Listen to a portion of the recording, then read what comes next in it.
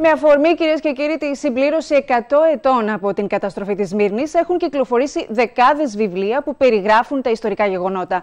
Μία από τις πιο επιτυχημένες εκδόσεις είναι αυτή του γνωστού Βρετανού συγγραφέα και δημοσιογράφου Τζάιλς Μίλτον, ο Χαμένος Παράδεισος, που κυκλοφορεί στη χώρα μας από τις εκδόσεις ΜΙΝΩΑΣ.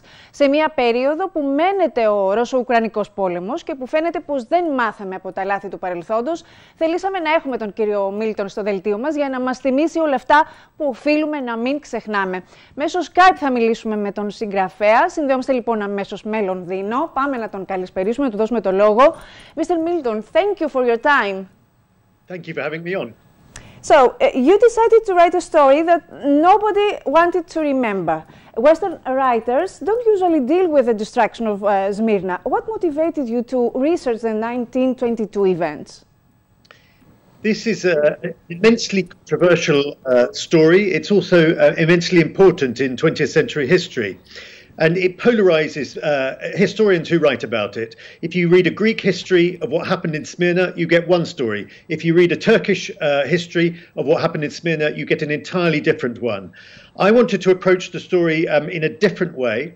I wanted to look at it through the eyes of the Levantine community. These are the wealthy European dynasties who lived in the city for decades and who really, they were not really bothered who ran the city, Greeks or Turks. They simply wanted to make money and keep their businesses going.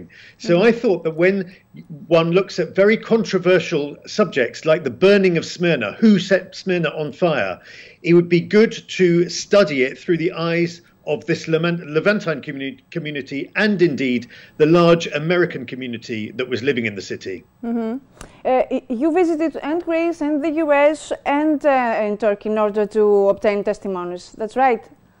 That's right. I traveled a lot to get testimonies.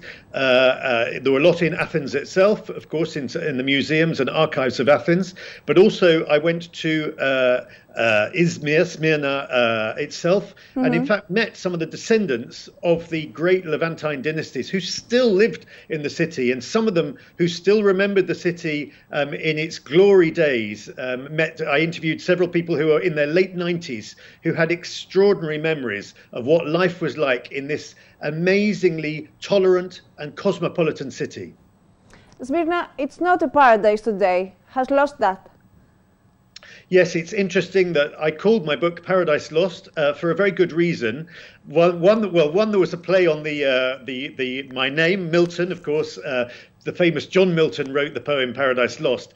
But more seriously than that, the Americans who settled in Smyrna found the city so remarkably tolerant, so open-minded, that they named their quarter of the city Paradise. This was where they lived, and it was a paradise that, as you've hinted at, was to be completely destroyed in September 1922. Mm-hmm. Your book is out in Turkey. What was the Turkish audience's reaction? I read that your publisher in Turkey does not agree with the content of your book, but decided that the Turks should read it. That's exactly right. He told me I don't agree with what you've said, but he said, I think it's important that your book should be available in Turkey and that Turks should read it and then make up their own minds as to what happened, which I salute him for taking an enlightened approach to this. And I also think that things have changed. A generation ago, it was very difficult to write about these painful events in history because they were still very close. There were still people alive who remembered these events. But we've now, the story of what happened in Smyrna has really passed into the history books. And I think it gives one more space to be able to discuss these issues and what really happened. Yes. They claim that the fire was set by the Armenians. That is that we Greeks know that they claim. This is complete nonsense, of course. There are many witnesses. I came across dozens of eyewitnesses, reliable eyewitnesses from the Levantine community and the American community that saw very clearly the Turkish soldiers setting fire deliberately and expressly to the city, starting with the Armenian quarter and then moving on into the Greek quarter. I don't think, from what I read, there can be no doubt as to who set fire to the city. Mm-hmm. Also, it is known amongst the Greeks that the British government chose not to be involved at the time. Are the British at all aware of the destruction of Smyrna? Mr. Milton, you've said before that the British should feel ashamed about that.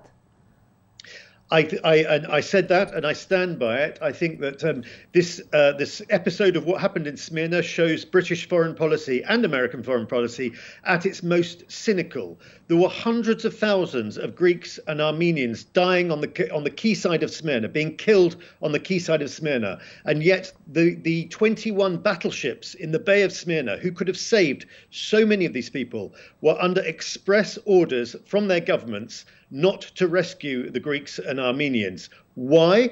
Because they knew that Mustafa Kemal Ataturk had won this battle. They were waiting to strike oil deals with the new regime, and they didn't want to be seen to be sympathetic towards the Greeks and Armenians. So it's a deeply shameful episode in British and American foreign policy. Yes, and you describe this hard truth in your book. There is a telling scene in your book where the British commander asked his orchestra to play in order to muffle the screams from the deck. That's right. This is an appalling episode where, yes, you're absolutely right. The suffering on the quayside, the people screaming as they were being dragged away, as they were being killed, shot. The screaming was so loud that it was disturbing the sailors on board the ships in the Bay of Smyrna. So yes, one of the commanders asked the ship's band to play music to drown out the screams.